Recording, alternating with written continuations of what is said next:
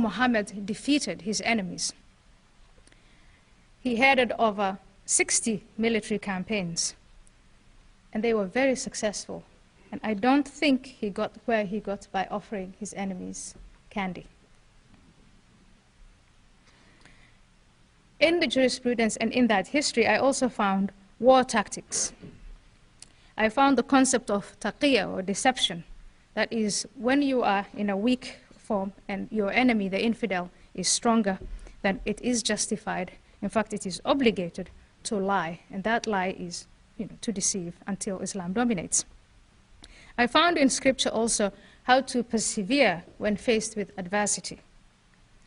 I found in there the extensive rewards that will be bestowed upon those who die in the battlefields, and the dire punishments of those who betray the causes of Islam or refuse to fight. I also found in those 4 sources of jurisprudence what to do once people are conquered. And that was practice. That is either to convert them to Islam and give an exception to the people of the book, again in that dhimmi status, or that protected status. The prohibition of rida, or interest. I found legislation on crime prevention and the punishment of behavior considered to be criminal, such as the amputation of the limbs of thieves, the beheading of murderers, the hanging of apostates, the flogging and stoning of adulterers and fornicators. I found in there laws that govern family matters such as marriage, divorce, and inheritance. These are precise prescriptions that tell the Muslim what actions and even thoughts that are permissible, thoughts and actions that are urged, thoughts and actions that are discouraged, thoughts and actions that are forbidden. And in any country where this system is implemented, I have seen an expression of that. Now, to test tolerance, take a look at the plight of those who deviate from the path that is prescribed in this scripture.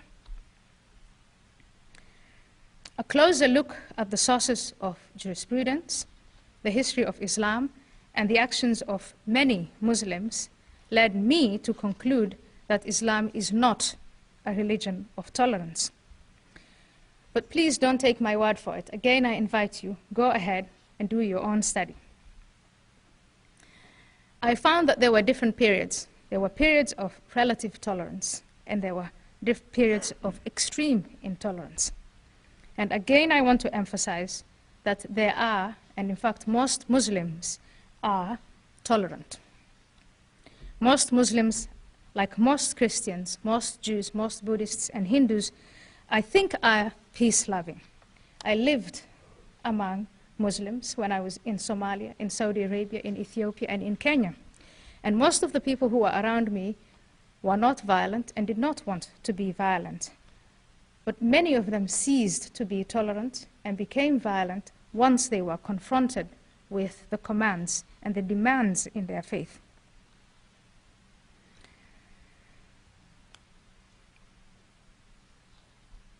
Even though Muslims, and most Muslims, are peace-loving, it is the religion that Muhammad brought that defines the state of peace, the state of tolerance, as a moment when the entire world population submits to Allah and embraces Islam.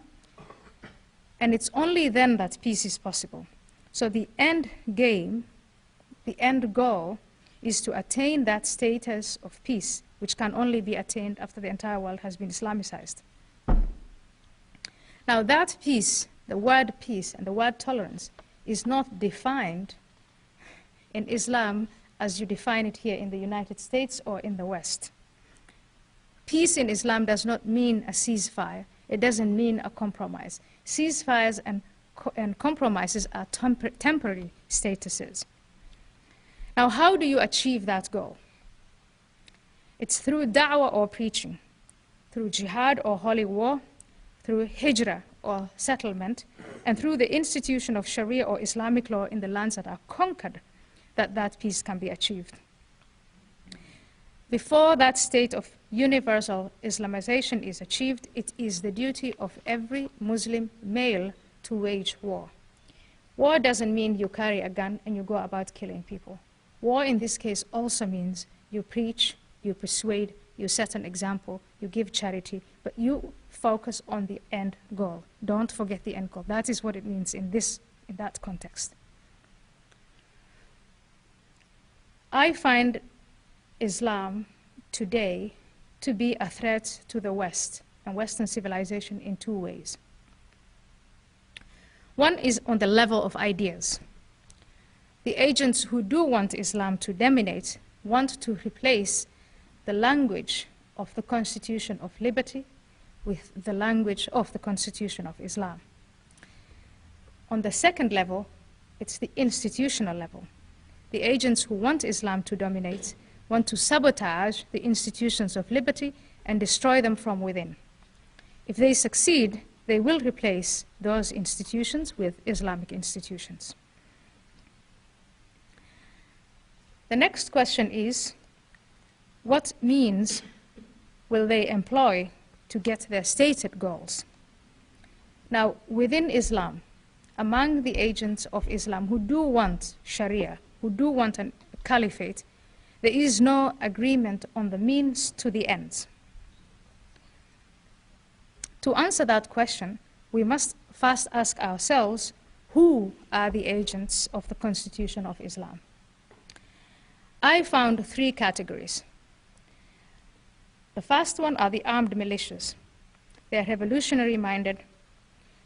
Think of the names like Al-Qaeda, Lashkar-e-Taiba, Hamas, and Hezbollah. They can be local, they can be regional, they can be international. What distinguishes them from the other two is that their mindset is all focused on the short term. And it is through a quick, violent revolution that they want to achieve their goals. The second category, you may be familiar with the term the Muslim Brotherhood, of which I was a member in 1985, or a sympathizer. This group is more insidious. They've given up violence for the longer term, or rather they postpone violence. They apply what I call the termite method. It's very slow. These are non-governmental organizations. They practice da'wah, or the preaching. That's what they focus on, the settling, the infiltration, and the sabotage, or more effective methods. They see that as the more effective methods, and these are methods that have worked in Muslim countries. The third and last group are the state actors. These are organized in an international body called the Organization of Islamic Conference. And these state actors have a both short-term mindset and a long-term mindset.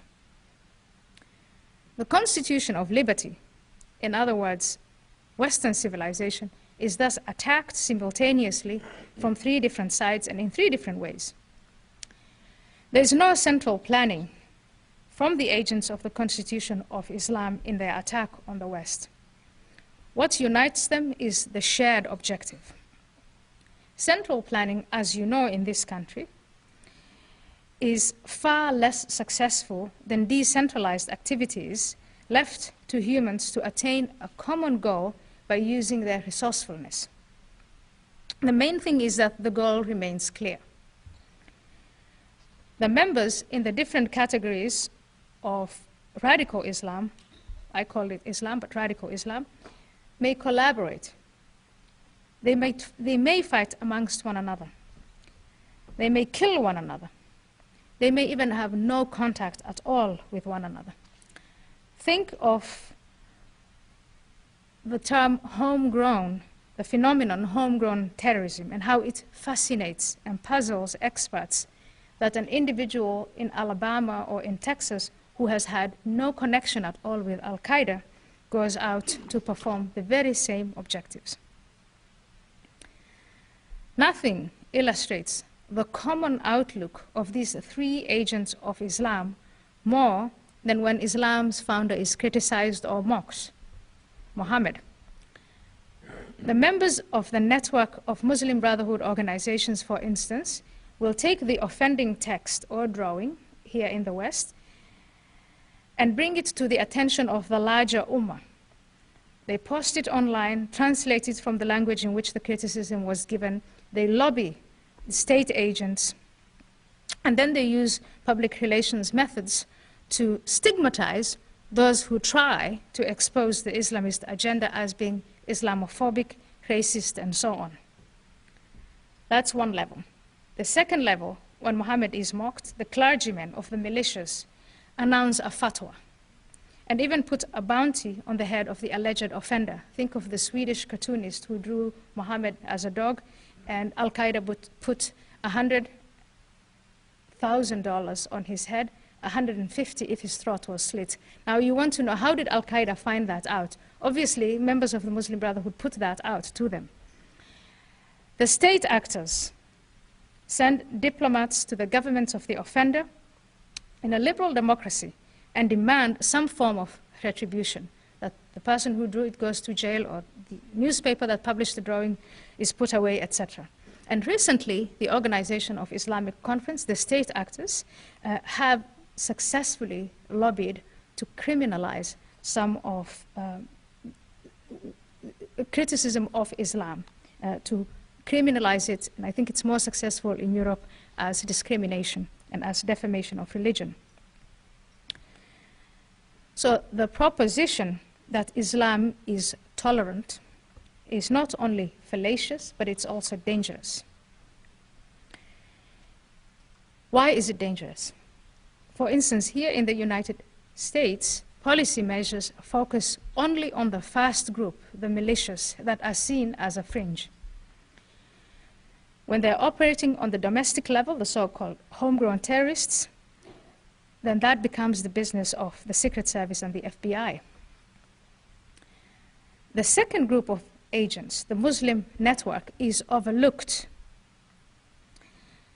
When they're overlooked, they can focus on their activities of indoctrination with virtually no challenge from outside.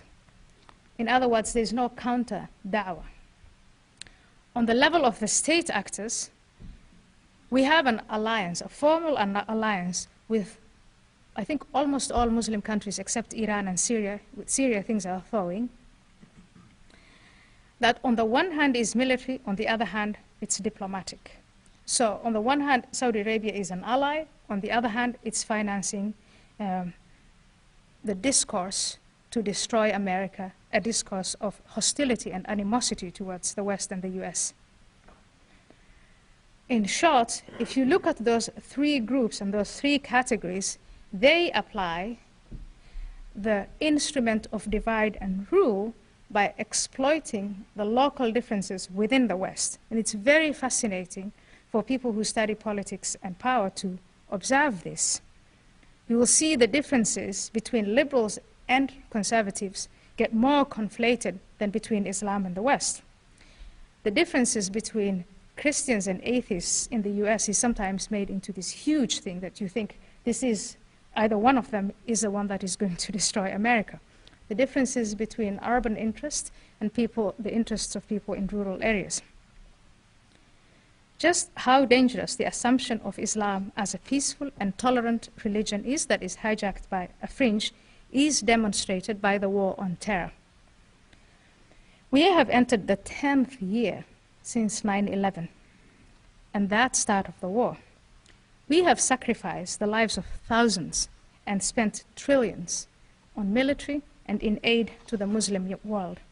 And yet, here in Washington, ask anyone what the status is on the war and terror, and what you get is all-round confusion, incoherence, and frustration.